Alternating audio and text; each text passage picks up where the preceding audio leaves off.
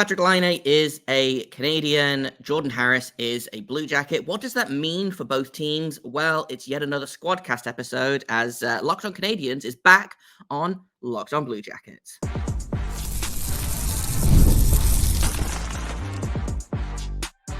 You're Locked On Blue Jackets, your daily podcast on the Columbus Blue Jackets, part of the Locked On Podcast Network, your team every day.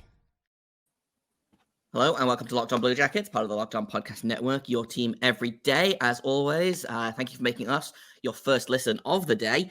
I am joined by some friends today, which you may notice. I've got Saba and Ian Boisvert of Locked On Canadians, and we're going to talk a little bit about Patrick Laine. We're going to talk a little bit about Jordan Harris. We're going to talk about the trade as a whole, and it feels like really good timing because I think it was about this time last week that we did a preliminary, hey, what if they trade Patrick Laine to the Habs episode? So clearly we were onto something.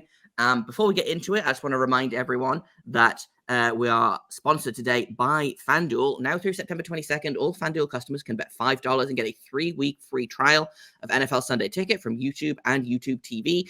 Visit FanDuel.com/locked-on to get started. So mixed reactions to this trade, I think, from both sides. Quite frankly, I'm seeing a lot of Columbus fans rejoicing in the streets. I'm seeing a lot of Columbus fans making like Guy Fawkes dolls of Don Waddell. I'm seeing similar things happening in Montreal, kind of less. I think more people think that the Montreal Canadiens kind of made out like bandits in this trade, which I don't agree with, but don't necessarily disagree with. So I guess let's start there. How are we feeling about this trade? I know that Ian is so psyched, but Laura, let's start with you. How are you feeling about the trade now that it's finally happened? I was a little bit apprehensive when we first talked about this a couple of weeks ago, Jay, just simply because a lot of times a player like Laine gets chewed up and spit out in this market. And there's no sugarcoating that, right? And a lot of times people blame the Habs fans because we are admittedly unhinged in a lot of ways. But sometimes it is truly the media that runs a player out of town, right? So I think, the thing that I noticed from the press conferences of Kent Hughes and Laine yesterday was that doesn't necessarily seem like it's going to be the issue in Montreal, because I think from what you've said and from what we've learned about Patrick Laine, he's very much the person that runs his own show. He was the one that took the reins and said, I'm not doing well.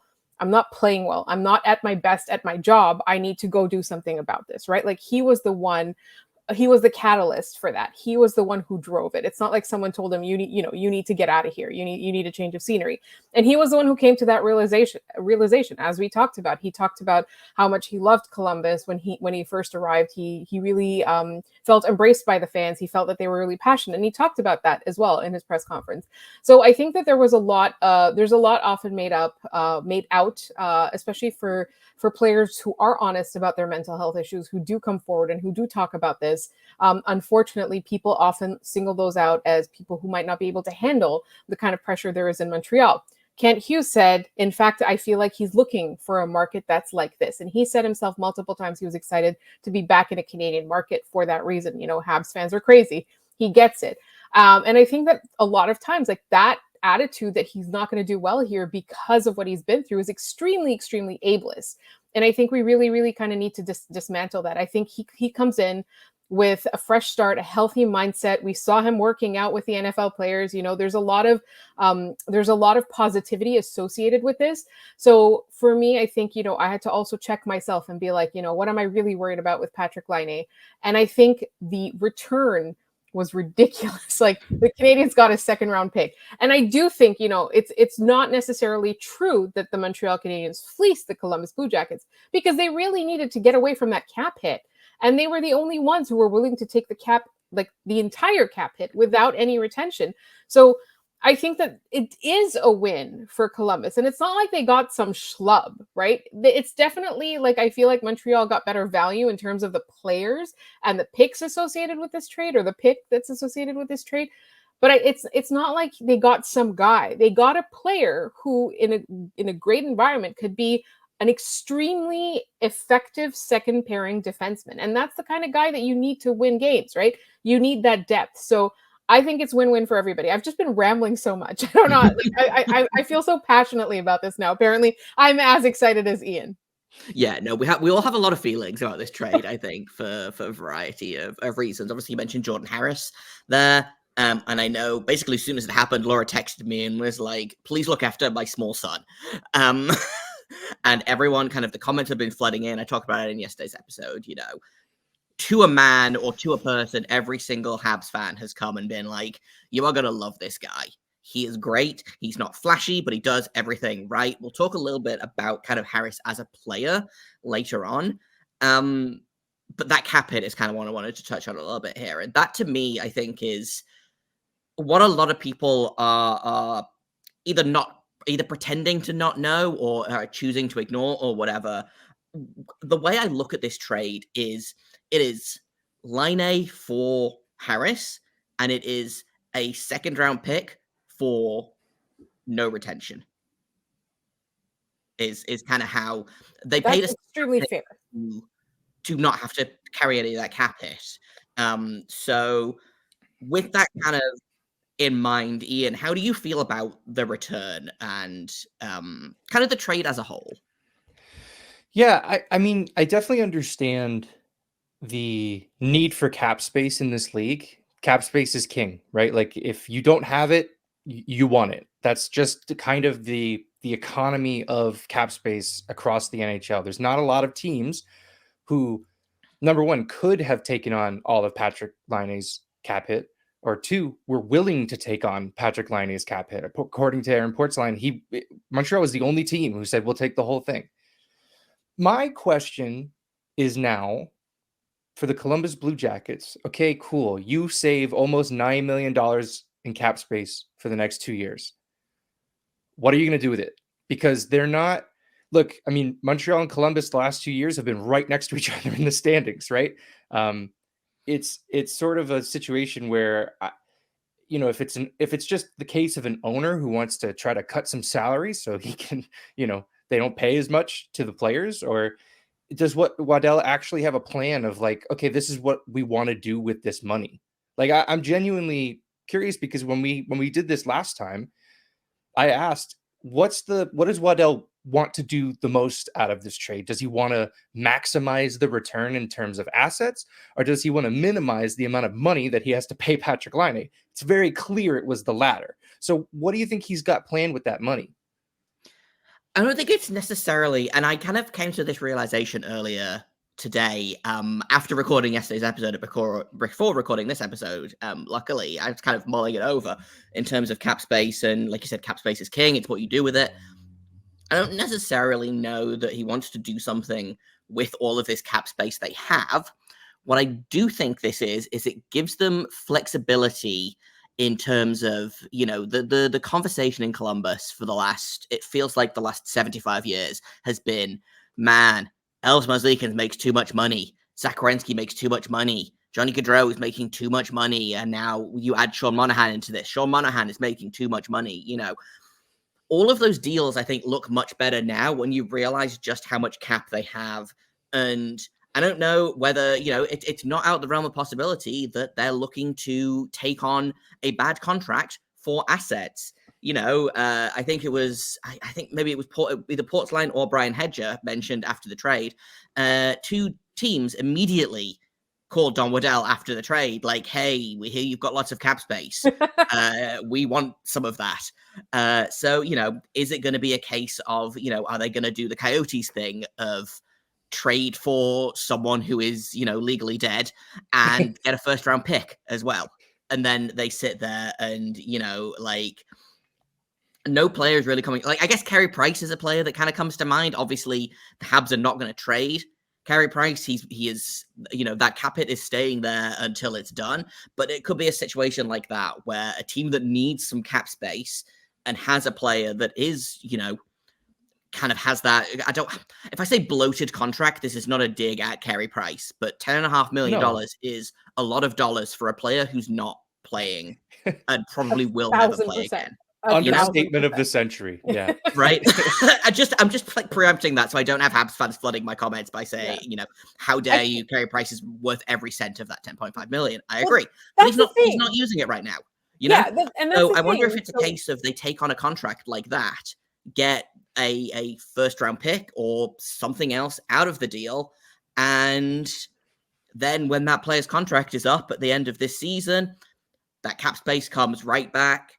They don't have a ton to do next off season unless, I know Jordan Harris is now going to be something to think about next season. I believe Dmitry Voronkov's ELC finishes next season. And then the season after that, Adam Fantilli is going to need a new contract. He's coming off his ELC, so it feels like he's setting up for the future in terms of, we're not going to use that cap space right now. He might surprise me. He might turn around tomorrow and trade for whoever has a big like Leon Draisaitl. He might turn around and trade for him tomorrow. No, he's coming to Montreal. He's going to San Jose, but that's a discussion for another time. Or they turn around and they trade for Mitch Marner. A player like that. Ooh, I like that. I love that. Yeah, I like that idea a lot.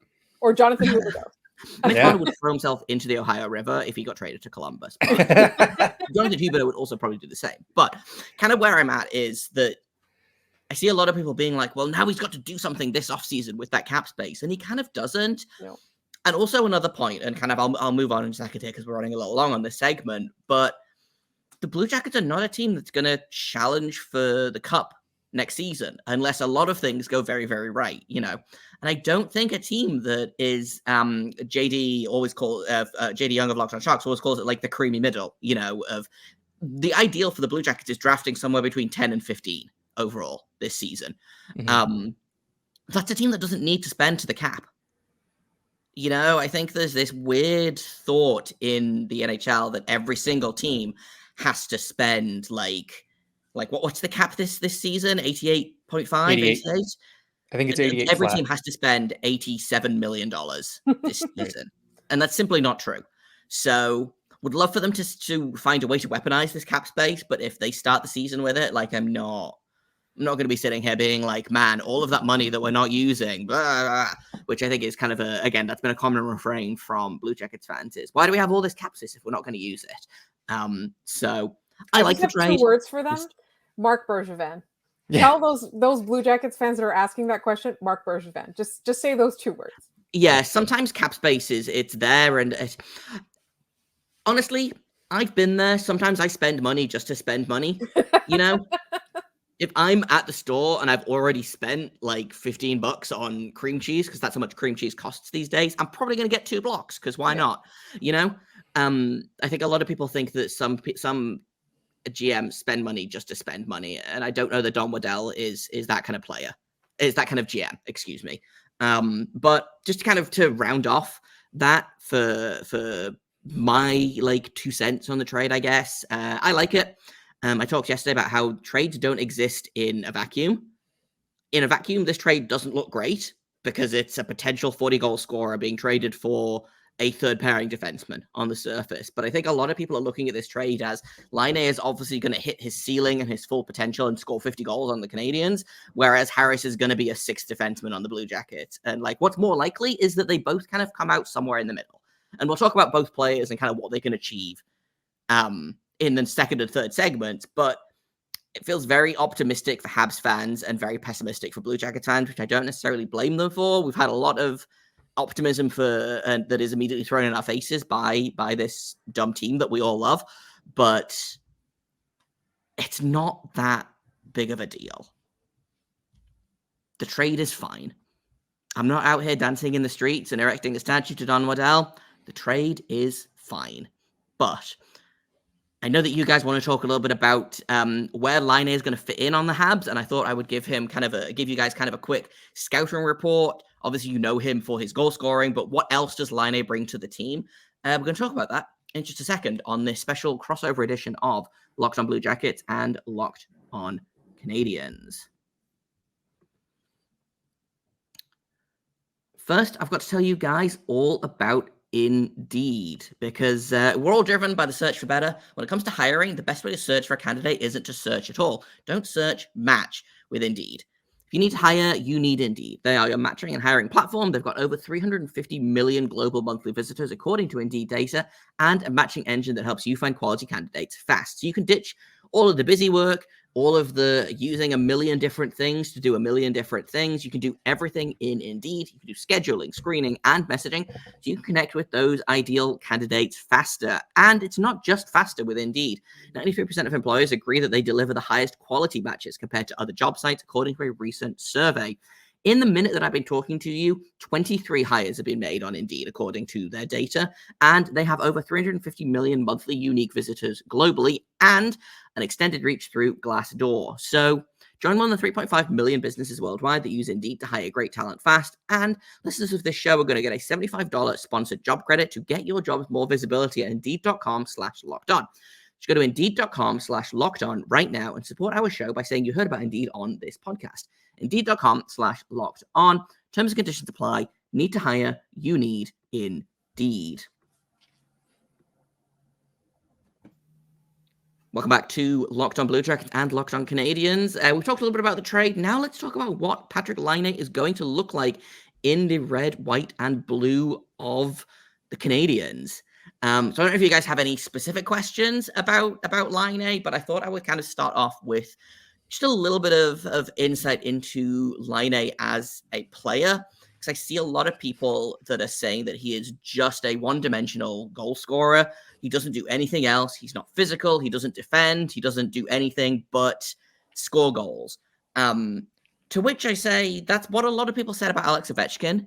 And I'm not comparing these two players necessarily, but I think people really underrate pure goal scorers in this league. I mean, I'm assuming you guys are familiar with that, having watched people talk about Cole Caulfield for the past 2 years. And I kind of think Patrik Laine is in a similar-ish boat, and that's definitely his biggest strength. But Patrik Laine, I think, is kind of an underrated player in terms of he's not a bad transition guy. I don't think he's ever going to be a Selke candidate in terms of like defensive responsibility, but he is far from a liability. He doesn't create a ton of offense, but he definitely finishes it. He doesn't use his size in the corners, but he definitely uses it kind of in the center of the ice. He wins battles there. He's never going to be like a power forward, which is what a lot of people wanted him to be when he first came to Columbus. But he is a guy that, and this is the big thing here, which I'm sure we'll talk about in a second. If he can stay healthy and if he can have consistent line mates, two of which he didn't ever really have in Columbus, then sure, this is a guy that could score 30 to 40 goals for you guys this season. So I think for me, one of the big things that he said yesterday, which is something that I don't necessarily think that he's associated with, is he said he thinks he has playmaking ability, which I thought was interesting because in my mind, I've already penciled him in on the Kirby Dach line. And so he doesn't need to do that, right? He doesn't need to do that. We've got Kirby Dach for that. But an interesting where I would like to, see him sort of what I would like to see from him, is what kinds of situations the Canadians put him in. Like to me, pure goal scorer, you belong on the power play. Like, is he going to improve the power play? Because you've seen it, Jay. Like we've talked about it. You've seen the special teams on this team. And the power play is usually like, it's where hope goes to die. So I'm really hoping that, relatable. I'm really hoping that this gives them another weapon and you're talking about how he doesn't use his size in the corners, which is really interesting because that's something where somebody of almost equal size in Juraj Slafkovsky, that's where he's really good at using his size, right? So like, I don't necessarily think he needs to be that on the Montreal Canadiens. I think we've got a player that's really good at that. But I really want to make sure that, he does bring something other than everyone's like, oh, he's just going to finish. Right. Yeah. And it's interesting that you mentioned Slafkovsky because I do think that might be a really good duo to have. And then you figure out who plays in the middle of that. And whether that's Kirby Dach, whether that's, I think Alex Newhook has kind of been slotted in as the second line center, like whether you put Slafkovsky on the first line or whatever, like that's a really intriguing duo to me. Because I feel very much like Juraj Slafkovsky will start it and Patrik Laine will finish it, whether that is puck possession, whether that is actually a goal, or whether that's just kind of being kind of a pain in the butt on the ice, which I think is also a really underrated part of Laine's game, is that he frustrates guys. Not in you're an Arbajakai kind of way, just in a you think you have him shut down and then nope, there he goes. So that I think is a really underrated part of his game. But yeah, definitely power play. I don't know that he will 100% categorically fix the power play, but he definitely won't make it worse. And like that's not nothing for a team that has such a miserable power play. And that's coming from a place of, I have also watched a miserable power play for the last million years. Like, he's not going to make it worse. It's going to come down to where he gets used. The Blue Jackets didn't really find success with Laine on the power play because they insisted on playing him and Gaudreau together, two players that had negative chemistry at even strength. And then on the power play, they both like to play the same area, which is kind of the hash marks on the left side. So one of them had to play not there and suffered for it. And they just kept kind of flip-flopping them and, again, changing things around. Consistency is the big thing here for Laine. And I don't pay enough attention to the Habs to know kind of their deal with consistency in terms of line combinations. But that was a big problem that I had with the Blue Jackets, basically since Tortorella left, ironically. And again, Laine didn't ever really have consistent line mates. So if they can like glue him to a guy like Slavkovsky and a guy like Kirby Dach, for example, leave him there. He'll figure it out. He is a very, very good second line winger for you guys. Potentially a top line winger. Yeah, that's where he kind of slots in, right? Is on that line with Kirby Dach and potentially Alex Newhook on the other side. The one thing, you mentioned, cannibalizing each other's spots, right? Like only one guy can be in the Ovechkin office, right? Right now, that's Cole Caulfield. What's going to happen there? Are we going to put Laine in the slot to, be the finisher on a bumper play? Do we move Cole Caulfield somewhere else?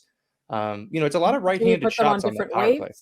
Yeah, exactly. It gives you depth. Does Patrick Laine play on the second power play unit? And then Cole Caulfield comes off the ice, and then Patrick Laine goes and stands in the exact same spot. And it's like, I thought we just finished with this. Yeah, we're so used to the top power play unit getting like a minute 45, and then the second unit getting, the scraps. Yeah. But and also getting scored on. Yeah, for sure. And then that kind of allows guys like Nick Suzuki to be fresher because Suzuki's going to play in all kinds of situations. If you can, limit his power play time, as effective as he is on the power play, it'll probably pay dividends in, the long-term health of not only him, but, this team and their depth at center. So it's exciting to think of a bunch of different places Laine could potentially play on a Canadiens team that is so starved for offense, even with Cole Caulfield. It's a good problem to have, trying to think of where he's going to play. For sure. And again, like, he's a very expensive second line winger, but if he fits in the cap, and if the Canadiens can kind of have a situation where, I think it's kind of generally agreed Nick Suzuki is the 1C on this team. But if you can have a 1A, 1B situation with your top six, like, oh no, we have two really good lines. It's not to compare these players in any way, but it's kind of the quote unquote problem that the Chicago Blackhawks had between like 2008 to 2014 of you've got Jonathan Toews, obviously, as that first line center, and then they had Patrick Kane, on the second line, basically that entire time when they split those two players up. So, oh no, we have good players on two lines, I think is a really great problem to have. And I think pretty much everyone on that, like I would say, like you've got 5 players that could be 1A, 1B, right? And then Joshua Ross pushing for that. I'm never going to say that Alex Newhook is going to be a 1A. I'm so sorry. I love Alex Newhook, but that's not happening, right? And I get why Kent Hughes traded for him, and I hope he proves me wrong, and I will eat crow on the show. I will. I just feel like, you've got your Slavkovsky, you've got your Cole Caulfield, you've got your Nick Suzuki, you've got Patrick Laine, you've got Kirby Dach, like that. Those are 5 players that are all 1A, 1B players. Right. And the hope is that Demidov comes in and replaces Alex Newhook in that top 6. And then Alex Newhook is a great third liner. Really great problem. Really assuming Laine's here when Demidov comes in. Right. Which there might be a year of overlap. Right. the kind of the not the worry I have with Laine is I just wanted to kind of touch a little bit on something that I mentioned, I think at the end of the first segment, which is this idea that Laine is going to come in and then immediately hit his full potential, hit his ceiling. He's going to be the player he was in, 2017, 2018, I want to say, when he scored 44 goals on the Jets. Temper your expectations, people. That being said, Patrick Laine is either going to score 5 goals this season or 45 goals this season. And I don't think it's going to be in between those two. So, obviously, one is way more ideal than the other. But I think that's kind of what I come back to with the trade as well, is that people seem to be looking at it as this is a bona fide 40-goal scorer for the Canadiens. This trade is not without risk. The Canadiens, they could very well be paying $8.7 million for someone who's going to spend most of next season on IR, or who's going to spend most of next season up and down the lineup because he can't find consistency, he can't find success, So I'm not saying that Patrick Laine is going to fail in Montreal. I would love him to beat the brakes off of every single one of his critics that says he's too soft and he can't play in this league and, blah, blah, blah, blah, blah. Temper your expectations. That's what we've been doing all summer long on Locked On Blue Jackets, or trying to anyway, is we've been tempering our expectations and not getting overly invested in something. And then if he does score 40 goals, you get to be really excited because you had him penciled in for 25 goals or whatever. But Patrick Laine hasn't scored 40 goals since his second season in the league, hasn't scored 30 goals since his third season in the league, which I believe was 2018-19, if I am doing my math correctly. So, but you're talking to Habs fans here. Oh, no, I know that I am shouting into the void about this. But I would be remiss if I did not mention that there is some risk to this. It is a high risk, high reward for the Habs, Whereas I feel like the Blue Jackets got a player, and we'll talk about Harris in a second here. The Blue Jackets got a player that has a way lower ceiling, but I think is way more likely to hit that ceiling than Patrick Laine is to hit the 40 to 50 goal expectations that are already being put on him by himself. So many Habs fans. By himself. He's doing it too. He's had it himself. 100%. And love that. Bet on yourself. Hockey is 98% confidence. If you believe that you're a 50 goal scorer, then you are 98% of the way there. That's going to come back to bite me. I'm going to get old hockey takes exposed with that, but I don't care. Do we have anything else that we want to talk about with Laine, or can we move on to Laura waxing poetic about Jordan Harris? I think we're ready for Jordan Harris. Perfect. So we'll take a quick break. When we come back, I've got some questions for you about the newest Blue Jacket, Jordan Harris. That's coming up on this special crossover edition of Locked On Blue Jackets and Locked On Canadiens.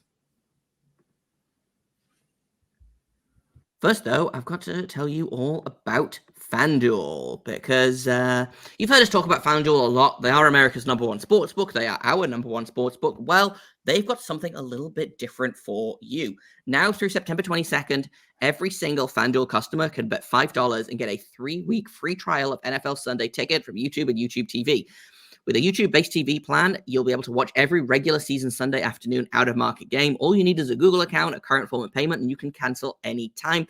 So whether you want to pay attention to the Browns or the Bengals, if you are a Chiefs fan and you want to watch them three-peat, you can do all of this with NFL Sunday Ticket, and you can get NFL Sunday Ticket through FanDuel. And why don't you go ahead and place a bet on who you think is going to win the Super Bowl while you are there? Use that $5 for something fun, right? Just visit FanDuel.com/lockedon to download FanDuel, America's #1 sportsbook, and also our #1 sportsbook here at the Locked On Podcast Network. Welcome back to Locked On Blue Jackets and Locked On Canadiens. Jordan Harris is, by all accounts, a nice young man and a pretty darn good defenseman as well. So let's start there, because this is something I talked about a little bit in my episode yesterday, which is the Blue Jackets. I don't remember the last time the Blue Jackets had a pure defensive defenseman that was competent at defense. We've had a lot of quote-unquote stay-at-home defensemen that are kind of disasters. But Jordan Harris, every single kind of fan scouting report I've had on him, not flashy, not going to wow you, not going to put up points, does all of the little things right, incredibly smart, and will make everyone else on the ice's lives much, much easier. Would you say that that is kind of an accurate elevator pitch for Harris? I would absolutely agree with that. So the thing is, like, you're saying like he's not going to dazzle or wow, but if you're used to terrible defense on a team, yes, somebody showing up and doing everything right is going to dazzle or wow you. I really love Jordan Harris for very many reasons. He is, like you said, a nice young man. He's a very thoughtful, intelligent person. He seems like he's got a great character, but he's also somebody where I think, you hear the word defensive defenseman. A lot of times you think of the guy that goes for the hit, misses the play, and the puck ends up in your net. There's a lot of negative connotation to that. And he's the exact opposite of that. He's not offensive. He is a defensive defenseman where he's actually keeping the puck out of the net and out of the zone. And there's something extremely calm about the way that he does it. He's very unflappable. He knows where to be. Like, his positioning is incredible.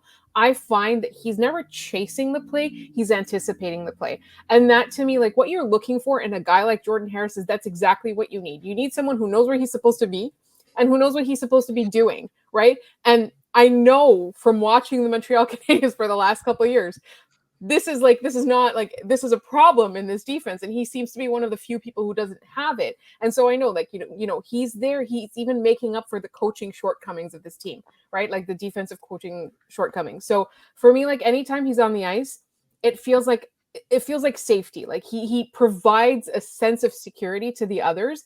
And I think, like, he does it without making any noise. He simply, you watch him and you're like, wow, he took care of business.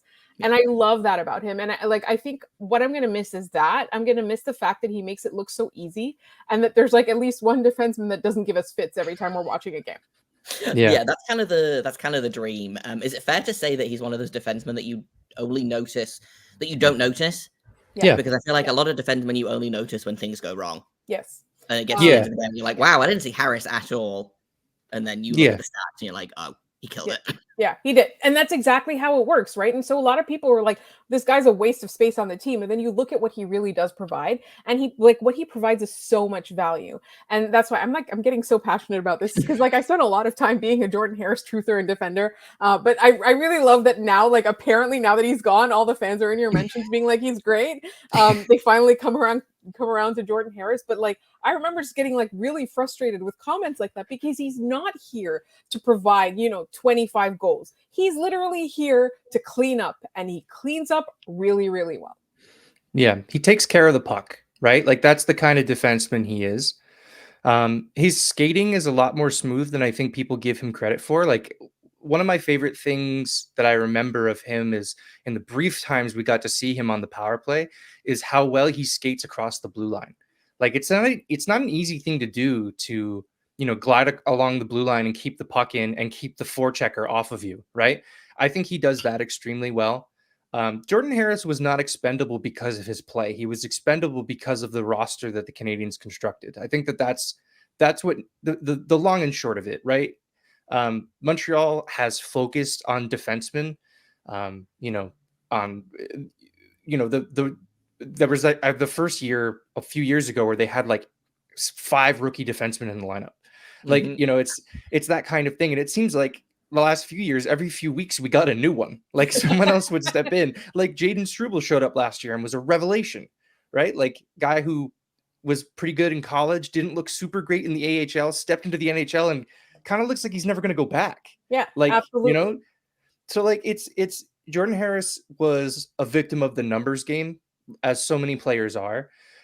When I saw that he was the one going, I was immediately kind of disappointed because I like him, but then I was also super excited for him, right? Like, he's going to get an opportunity to get out of the rotation that is the Canadiens defense. I think you guys have a kid that has a really good head on his shoulders. I hope it's not weird to say this, but he's the kind of guy that I think, like, you listen to him speak and you go, your parents are really proud of you, huh? like you're just like, you just dote over him, right? So I think you guys will fall in love with him in short order. And we'll definitely miss him. Harris was a good one. Yeah, for sure. It feels, and this might be flip of me, but I look at Jordan Harris and I hear him speak, and I'm like, oh, this kid knows how to read, which is not a given for for NHL players, Yeah. But yeah, just the more I hear about him, the more like I've watched a bit of his tape of kind of the last season, and I'm like, oh, okay, like this guy is potential. And do I think that he is a future, like, long-term Blue Jacket? Maybe, maybe not.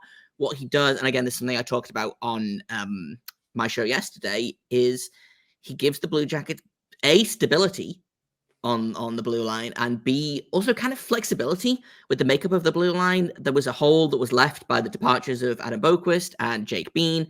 I think Ivan Provorov is not long for this roster, whether he's a deadline trade or what. He's a UFA at the end of this season. I can't see them keeping him for, whatever reason. So Jordan Harris, in theory, and this is something we talked about a little bit off mic, like, there's a chance that by, like, American Thanksgiving, he is that second pairing left defenseman, which I don't think is a role that I see a lot of people saying that he was like the 12th best defenseman on the Habs now. And that's how they had to get rid of him. Absolutely and I not. don't think it's quite that bad. Absolutely not. No, was he that's going insanity. to get second pairing minutes in Montreal as a left defenseman? Exactly. Yeah, it wasn't going to happen. It's unfortunate because he's really good. Like, it's just one of those things. It's like you look at up and down the left side of that defense. Is Mike Matheson going? No. Is Caden Gooley going? No. They're making room for Lane Hudson. Jaden Struble, he probably showed a little bit more than Jordan Harris got an opportunity to. Arbor Xhekaj, like, you know what I mean? Like, it's just like, what do you do? So they made the best of a bad situation, and Jordan Harris's agent said as much. He said Jordan needs to play. Yeah. So I think they're appreciative of the move and that he gets an opportunity to not only play but play a key role on an up and coming team. Yeah. Where do we're going a little bit long here, so we'll have to finish up in a second. But I wanted to kind of ask one last question. Is I've kind of, and I talked a little bit about kind of he could be playing in that Ivan Provorov role of second line left defense. Is that kind of his ideal spot, is playing defensive defense on the second pairing with, for example, a guy like Damon Severson, who is a fairly competent offensive defenseman, but very often it's almost like his brain shuts down for a second and he just blue screens and does something completely boneheaded and throws the pucks to the opponent. Having someone like Harris as his partner, I think, would cut down on those mistakes, or would have someone that is capable of, like, fixing those mistakes so you don't have to do, like, the Looney Tunes running that sometimes happened when you had, like, a Provorov and Severson pairing last season. Like, is that kind of, am I talking nonsense here, or does that kind of make sense as to Harris's role on this Not team? at all. I think when you're saying, like, that blue screen of death moment happens, Jordan Harris will be there. Like, that's what I think, his ideal, that's where he should be. He's not going to be a top pairing defenseman as much as we love him. Like, his ceiling is second pair, but that's exactly what he's there for. Like, he will know where to be. He will anticipate it, and he will be there. He'll help keep the puck out of the net, out of the zone, away from the opponent. And quite frankly, that's what the Blue Jackets need. Their offense took strides this past season. They took strides this off season, I think. Obviously, losing Laine, gaining Sean Monahan it's not like a 1-for-1 thing, but you're not getting 40 goals out of Monahan, but I don't think you were getting 40 goals out of Laine in Columbus anyway. So, like, they've probably improved the offense there. Having a healthy Fantilli is going to be great, etc., etc., etc. Now the job becomes, can they keep the puck out of the net for long enough to string together more than 2 wins in a row? Because the Blue Jackets did not win back-to-back games last season. I think they won back-to-back games 3 times last season. Wow. It was miserable. They won back-to-back games on Black Friday weekend and then didn't do it again until, like, February. It was awful. Wow. It was miserable. I would love for that to not happen this season. But if people want to, I think we're kind of, again, I could talk all day with you guys about Laine, about Harris, about the weather, anything. I love you guys. But if people want to kind of keep up with Laine, they want to get more Laine content, if they want to maybe go back and listen to old episodes about Jordan Harris, for example, where can people find you guys and your show online? Ian, You want to take it, one? Laura? You want me to No. get it? Yes, I'll do you it. take it. At LO_Canadians on Twitter. We're on YouTube as part of the Locked On Podcast Network. I'm at Maybe It's Ian. Laura is at The Active Stick. We will be dream posting about Laine probably for the rest of the summer. So you heard it here first, folks. If you want Laine content, LO_Canadians is where to go. I've been Jacob Foster. You can find me at _Jacob Foster on Twitter, JAKOBFORSTER.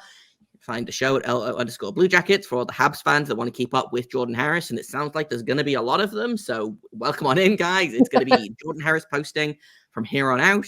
Thank you everyone for listening, for making Locked On Blue Jackets or Locked On Canadians your first listen of the day every single day. We will be back with separate episodes on Friday. Locked On Canadians, I believe, will have a mailbag episode and also talk about bobbleheads. Is a fun teaser for you guys. And I will probably be talking about what the Blue Jackets offense looks like now that there's confirmed no Patrick Laine. So tune in for those episodes. Until then, thank you once again for listening, and make sure you stay locked on.